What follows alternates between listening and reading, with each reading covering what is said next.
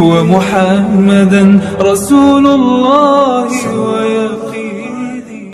Banyak orang tua yang ragu nanti kalau anak hafal Quran gimana fisika, biologi, kimia, matematika, bahasa Inggris. Itu kan kepalanya udah penuh Pak Ustadz. Kepala anakmu bukan flash disk guys. Dianggapnya kepala anaknya udah penuh alif lam mim. Dzalikal kitabu la raiba fi. Sudah penuh 30 juz, nanti mau diisi fisika, kimia, biologi, matematika, bahasa Inggris nggak bisa lagi. Saya tanya itu ibu bapak guru sekolah. Pak guru, ibu guru, ya. Ibu pernah nggak ngajar anak yang hafal Quran dengan anak yang nggak hafal Quran? Pernah Pak Ustadz? Gimana pengalaman ibu ngajar? Anak-anak yang hafal Quran lebih cepat paham, lebih cepat ngerti, lebih cepat ngapal. Kenapa? Karena struktur otaknya sudah terbiasa. Di dalam kepalanya itu terus berulang hafalan-hafalan. Anak-anak yang lain itu Pak Ustadz, baru 2-3 kali diajak mikir sudah error. Kenapa? Karena kepalanya lebih banyak dipakai untuk main game online, nonton TV, main-main. Sebaliknya anak-anak kita ini kepalanya itu adalah, maka jangan takut, jangan khawatir, jangan cemas. Kamu anak kamu masuk sekolah tahfiz Quran, nggak mau ah. Kenapa anaknya nggak ngapal Quran? Ngapain anak ngapal Quran? Nanti mau jadi apa? Paling-paling jadi imam terawih. Makanya punya otak diupdate, di-upgrade, dibetulkan, dibenarkan. Coba jalan-jalan itu ke Yogyakarta, Universitas Islam Indonesia, datang ke Fakultas Kedokteran. Yang paling banyak masuk ke Fakultas Kedokteran yang dapat beasiswa full 100% free, gratis dengan uang saku adalah para penghafal Al-Quran. Ustadz baca koran? Enggak, Pak Rektor ngomong ke saya, Ustadz Somad, kalau ada anak penghafal Quran datang kemari, dia dapat beasiswa full. Emangnya kalau dia sudah hafal Quran bisa dia jadi dokter spesialis? Iya. Ternyata otak manusia yang menghafal Quran itu senantiasa hangat, dan para penghafal Quran nggak pikun, mudah dia mengingat. Karena ketika dia menghafal Quran, dia hafal pojok-pojok Al-Quran itu, satu surat, satu halaman, yang pojok ini atas kalimatnya ini ada ainnya, dia hafal semua. Sehingga kalau anak-anak ini disuruh pejam mata, yang nampaknya kelihatannya adalah surat-surat Al-Fatihah, Al-Baqarah, Ali Imran, An-Nisa, Al-Maidah. Kita pejam mata Naruto. Oleh sebab itu maka jangan pernah khawatir, jangan pernah takut. Anakmu menjadi penghafal Quran, dia bisa jadi dokter spesialis. Anakmu menjadi penghafal Quran, dia bisa menjadi pakar sains dan teknologi. Yang penting dalam kepalanya Al-Quran. Tidak ada yang bisa menyelamatkan anak-anak kita yang lucu-lucu, yang manis-manis, yang ganteng-ganteng, yang cantik-cantik ini dari tantangan zaman modern. Tembok benteng terakhir adalah tembok sekolah tahfiz Quran pondok pesantren. Nih benteng tembok terakhir. Kalau benteng ini jebol, masuklah narkoba, LGBT, pergaulan bebas, sekularisme, liberalisme, komunisme. Hancur kepala anak-anak kita. Sore-sore sudah datang pacarnya jemput keluyuran ke sana kemari. Nauzubillah. Mudah-mudahan anak-anak kita diselamatkan Allah dari segala perbuatan keji dan mungkar. Yang sudah mendaftarkan anaknya ke pesantren tahfiz Quran, alhamdulillah. Yang belum, nauzubillah. Yang sudah saya kasih tahu nggak ada juga niat baik dalam hatinya, innalillah. Game is over, tamat, selesai masalah. Saudara yang dimuliakan Allah Subhanahu wa taala, ini hidupnya bagaimana mereka di akhirat? Hidupnya bisa jadi dokter spesialis, hidupnya dapat beasiswa, penerimaan ABRI, Angkatan Bersenjata Republik Indonesia, TNI. Kebetulan salah satu panitia penerimaannya adalah jamaah kita juga, Ustadz Abdul Somad. Ini ada khusus penerimaan untuk penghafal Quran, silakan daftar. Tentara penghafal Quran. Videonya viral, Angkatan Laut ketika diperiksa oleh Bapak Jenderal suruh baca Quran.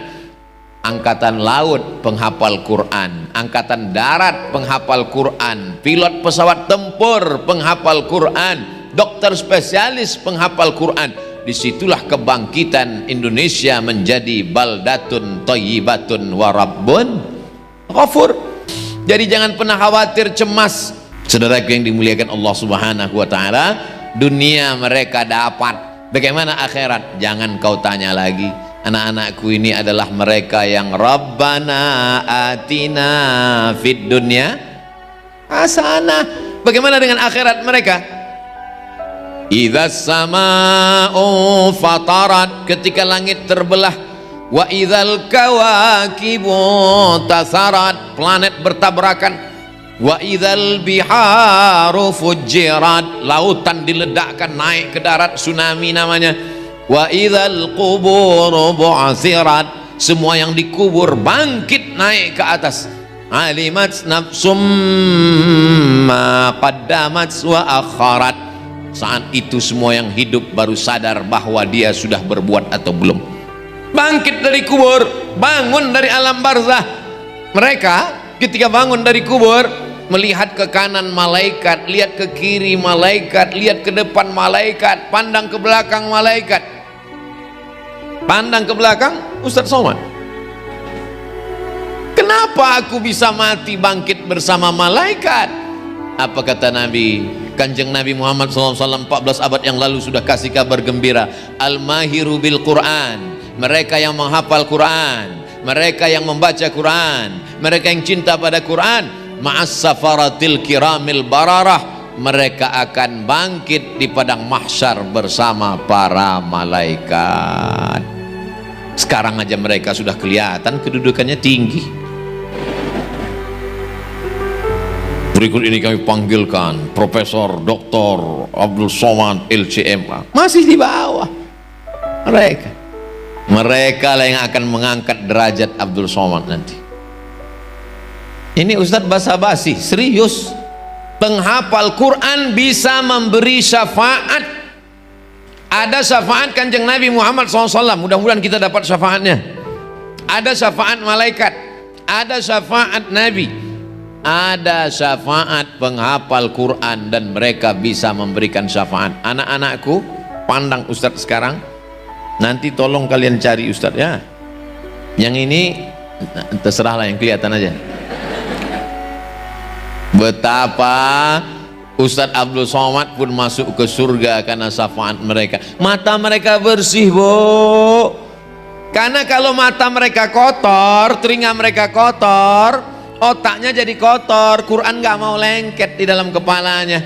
Syakautu ila waqi'in su'a hifzi, aku melapor kepada Imam Waqi', hafalanku kacau. Fa arsyadani ila tarkil ma'asi, Imam Waqi' mengatakan kepadaku tinggalkan perbuatan maksiat. Li'annal ilma nurun, karena ilmu itu cahaya. Wa nurullah la yuhda lil asi, cahaya tidak akan bisa masuk kepada orang yang berbuat maksiat. Kenapa mereka hafal Quran? Matanya bersih. Kalau ada alat detektor periksa mata mereka dicek, bawa itu alat cek matanya, kelihatan di situ Al-Falaq, An-Nas, Al-Fatihah. Begitu dicek mata kita, sinetron Korea. Yang sebelah kanan Bollywood, tapi mata mereka bersih.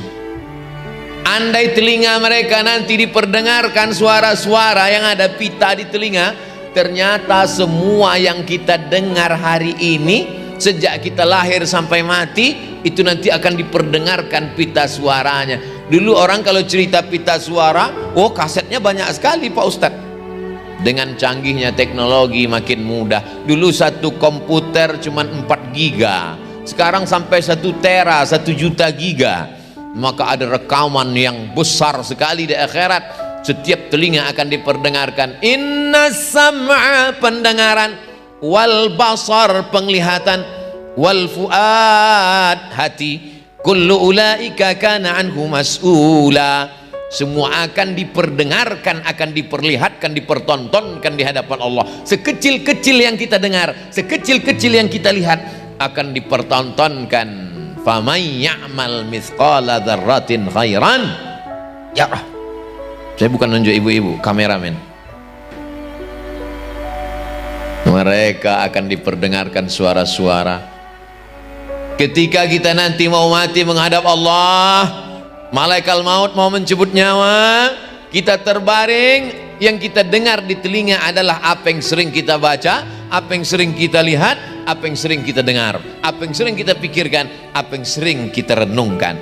Yang sering mereka baca Al-Quran, yang paling sering mereka dengar Al-Quran, yang paling sering mereka ucapkan Al-Quran, yang paling sering mereka pikirkan Al-Quran, yang paling sering mereka renungkan Al-Quran. Maka yang akan datang nanti ketika mau sakratul maut adalah Al-Quran. Mereka tidak perlu dibacakan orang lain. Mereka terbaring, andai sampai usianya tua, andai dia sakit, maka datang suara Al-Quran itu terngiang di telinganya. Bismillahirrahmanirrahim. Ar-Rahman. Adapun yang lain macam-macam kedengaran, ada keong racun, pulang-pulang berbadan dua, macam-macam. Na'udzubillah, mengucapkannya aja kita malu. Itulah yang datang. Syukur-syukur kalau ninggalnya di rumah, ada yang bisikin talqin la ilaha illallah. Kalau ninggalnya di ruang ICU sendirian, perawat-perawat lagi tidur, security-nya juga pingsan, siapa yang menyelamatkan kita dari mati su'ul khatimah? Tapi mereka tak pernah putus itu di telinga mereka. Mau matinya selamat, di akhiratnya selamat, dan mereka tidak hanya selamat, mereka bisa menyelamatkan orang lain. Dan yang paling beruntung adalah ada orang-orang yang di kepalanya dipasangkan tajun minan nur, mahkota dari cahaya. Mahkota dari cahaya, mahkota dari cahaya, mahkota dari cahaya, crown. Berbeda antara raja dengan rakyat jelata. Apa perbedaannya? Kulitnya sama, hidungnya sama, wajahnya sama. Yang membedakannya apa? Karena ada mahkota. Ternyata di akhirat nanti ada laki-laki perempuan yang di kepalanya ada mahkota dari cahaya. Siapa dia? Ayah dan ibu mereka adalah orang-orang yang di kepalanya ada mahkota dari cahaya. Saya yakin dan percaya sebagian dari bapak ibu inilah yang kepalanya nanti di akhirat ada mahkota dari cahaya. Yang nggak bilang amin ada juga, cuman nggak terlalu berterang lah ya, 55 watt lah. Allahu Rabbi wal